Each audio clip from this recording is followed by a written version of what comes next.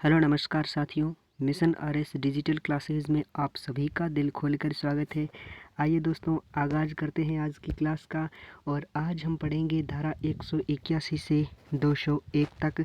और ये हम विशेष क्लास चला रहे हैं ईओ और आरओ का बी पार्ट। ये आपको पता होगा अगर आपने पिछली 10 क्लासें देखी है तो।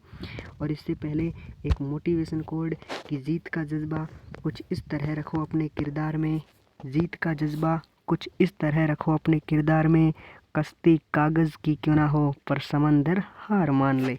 ठीक है दोस्तों, तो देखिए अगली हमारी धारा 181 है और हम पढ़ेंगे कि किसी भी परियोजना या स्कीम की व्यावृत्ति किस प्रकार होती है। यानी किसी नगर पालिका किसी योजना के अंतर्गत नहीं आने वाली भी और किसी परियोजना या फिर किसी स्कीम को बनाने या उसे कार्यान्वित करने की स्वतंत्रता होगी, और यदि नगर पालिका की राय में ऐसा किया जाना आवश्यक है तो। ठीक है। और अगली धारा है 182, जिसके अंतर्गत हम पढ़ेंगे कि भूमि के उपयोग के परिवर्तन पर निर्बंधन और भूमि के उपयोग का परिवर्तन अनुजात करने की राय राज्य सरकार की शक्ति कौन कौन सी है। ठीक है। जैसे कोई भी व्यक्ति किसी भी नगर पालिका क्षेत्र में स्थित किसी भी भूमि का उपयोग उस प्रयोजन से भिन्न नहीं करेगा जिस प्रयोजन के लिए राज्य सरकार द्वारा भूमि आवंटित या फिर विकृत की गई थी। ठीक है। परंतु निम्नलिखित प्रयोजन हेतु राजपत्र की अधिसूचना द्वारा अनुजा दी जा सकेगी। और ये कौन कौन से बिंदु है, पहले ये बिंदु देख लेते हैं। यानी आवासीय से वाणिज्य या कोई अन्य प्रयोजन हो। ठीक है। या अगर हम बात करें कि वाणिज्यिक से कोई भी अन्य प्रयोजन, या सिनेमा से वाणिज्य या कोई भी अन्य प्रयोजन, या फिर होटल हो या पर्यटन हो या कोई भी प्रयोजन स्थान हो, उनके लिए ये महत्वपूर्ण निर्देश है। और अगली धारा है 183, जिसके अंतर्गत हम पढ़ेंगे कि सार्वजनिक मार्ग की नियमिति और लाड़न किस प्रकार होता है। ठीक है। प्रत्येक नगरपालिका के भीतर किसी सार्वजनिक मार्ग के एक और या दोनों ओर कोई भी लाइन डाल सकेगी या फिर सार्वजनिक मार्ग को चौड़ा करने के प्रयोजन के लिए नई लाइन विहित कर सकेगी। ठीक है। और कोई भी व्यक्ति सार्वजनिक मार्ग की नियमित लाइन के भीतर कोई भी निर्माण कार्य नहीं करेगा, और उल्लंघन करने पर, और अगर ऐसा उल्लंघन कर रहा है तो उनके लिए जो कि 2000 से 5000 रुपये तक का जुर्माना। अगर निर्माण कार्य कर दिया गया हो तो निर्माण या पुनर्निर्माण रोक दिया जाएगा तथा निर्माण का कार्य तोड़ दिया जाएगा। और नगर पालिका के आदेश में व्यक्ति 3 दिवस के भीतर कलेक्टर से अपील कर सकेगा। और अपील की अगर हम बात करें तो है जो कि प्राधिकारी आदेश अंतिम होगा और इसे किसी भी न्यायालय में प्रश्नगत नहीं किया जा सकेगा। ठीक है। और अगली धारा है 184, जिसके अंतर्गत हम पढ़ेंगे कि भूमिगत उपयोगिताओं के लिए जो मार्ग का अधिकार है वह किस प्रकार है।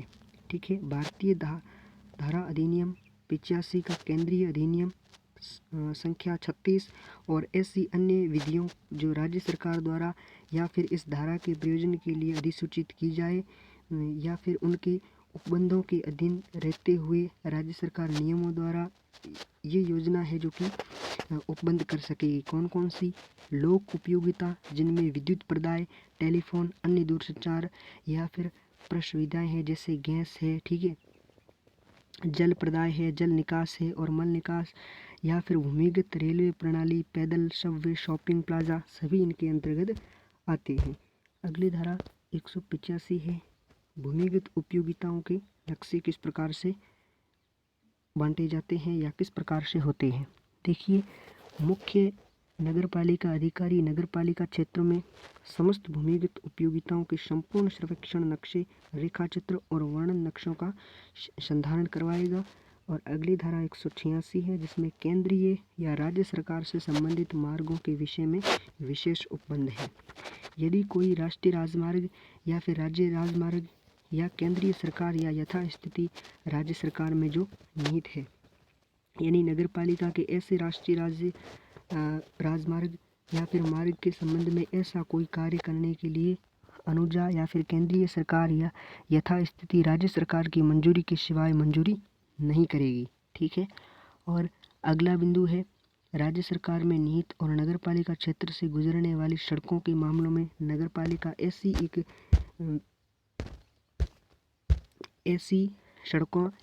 सड़कें जहां पर उसके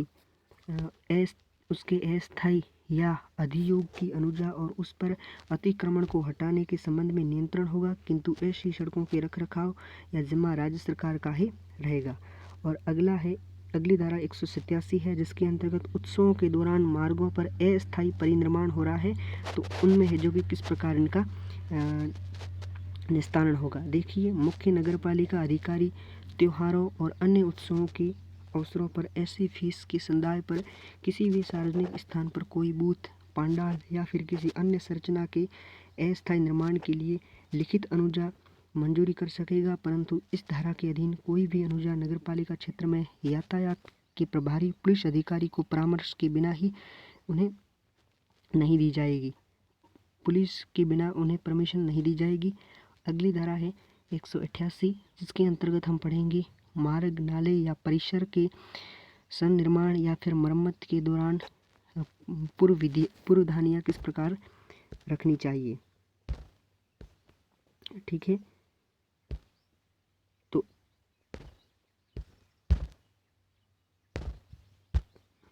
ऐसी अनुजा किसी व्यक्ति को मंजूर की जाए तब वह अपने स्वयं के खर्चे पर ऐसी सामग्री या फिर ऐसे गड्ढे पर पर्याप्त रूप से बाड़ लगवाएगा यथा उसकी घेराबंदी भी करवाएगा। जो उपधारा 1 के उपबंधों में से किसी भी उपबंध का उल्लंघन करता है तो वह जुर्माने से 1000 रुपये से कम नहीं होगा जुर्माना, किंतु जो 2000 रुपये तक का हो सकेगा। ठीक है, और ऐसा उल्लंघन जारी रहने वाले से प्रत्येक दिवसीय यात्री की या फिर रात्रि के अतिरिक्त जुर्माने से जो 50 रुपये से कम का नहीं होगा किंतु जो 100 रुपये तक का हो सकेगा और उन्हें दंडित भी किया जाएगा। ठीक है, अगली धारा 190 है, जिसके अंतर्गत हम पढ़ेंगे फुटपाथों का अनिवार्य उपबंध।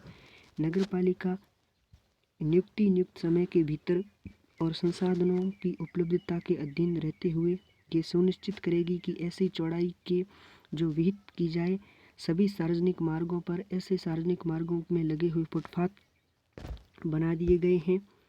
ठीक है, और अगली धारा है 195, जिसके अंतर्गत हम पढ़ेंगे कि निवासियों के संगम द्वारा अपार्टमेंट या फिर कॉम्प्लेक्सों का रखरखाव।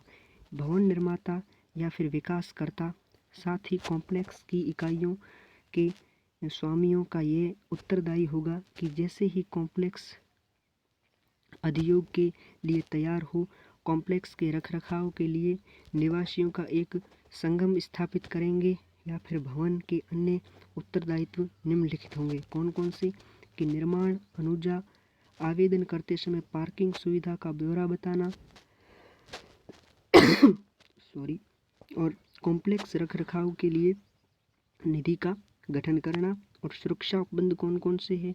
स्वामी यानी भूमि का स्वामी होता है, और निवासी की अगर हम बात करें तो निवासी स्वामी या फिर भवन के निर्माता के जो साथ होता है वह। ठीक है, और निर्माण प्रारंभ व समाप्त करने की तारीख।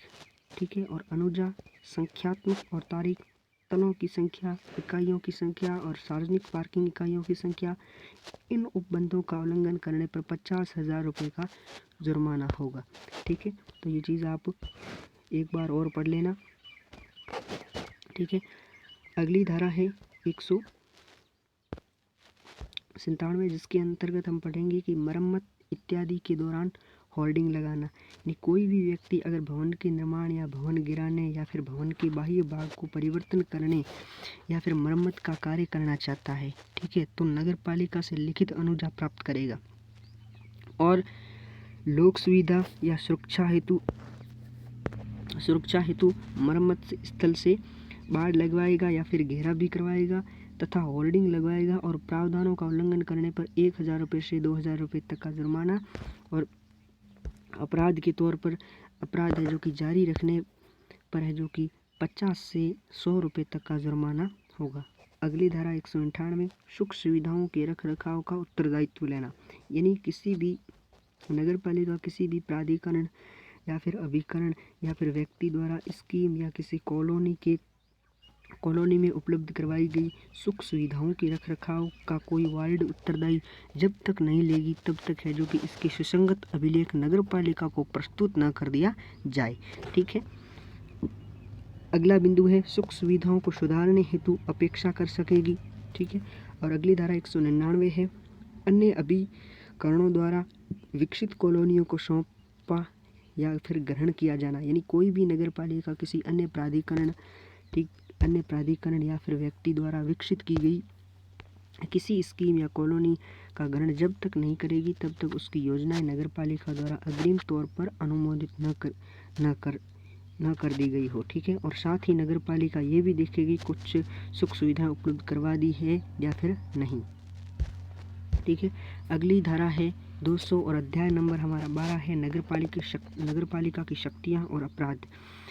देखिए धारा 200 नालियों आदि पर नगर पालिका का नियंत्रण।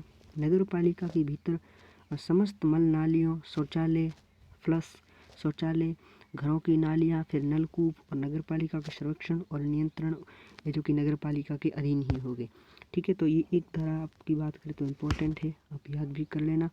और अगली धारा है 201 और जिसके अंतर्गत हम पढ़ेंगे कि नालियों आदि बनाने की विधि, बनाने की शक्ति किस प्रकार होती है। जल निकास स्कीम को क्रियान्वयन करने के लिए नाली, मल नाली, नालिका, सुरंग, पुलिया बनाना। ठीक है। नगर पालिका के लिए विधिपूर्ण होगा और इस प्रयोजन के लिए नियुक्ति कोई भी अधिकारी नाली के लिए संरक्षण या परिवर्तन कर सकेगा और नालियों के अनावश्यक नुकसान नहीं पहुंचाया जाएगा। ठीक है। तो देखिए आज की क्लास यहीं तक समाप्त करते हैं और इससे जो अगली क्लास आएगी उसमें मैं आपके लिए कुछ विशेष धाराओं को जोड़कर एक बड़ी क्लासें लेकर आऊँगा, क्योंकि बहुत सारे कमेंट आ रहे हैं कि छोटी छोटी क्लासें आप क्यों ला रहे हो, ऐसा क्यों कर रहे हो। देखिए मैं तो इसलिए छोटी क्लासें लेकर आ रहा हूँ क्योंकि आपके लिए बेहतर साबित होगी। ठीक है। जैसे मैं 1 घंटे की क्लास लेकर आ गया हूँ। ठीक है। तो आप उनको पढ़ोगे तो सारा है जो कि मिक्स में हो जाएगा। तो इसलिए अभी एग्ज़ाम को बहुत टाइम है। ठीक है। मई में आपका एग्ज़ाम है तो हम रोज़ एक है जो कि 10-15 20 धाराओं को पढ़ेंगे तो है जो कि हम कवर कर पाएंगे आसानी से। ठीक है दोस्तों, तो ये थी आज की क्लास और ये है आपके लिए कुछ दीपावली पर विशेष ऑफ़र।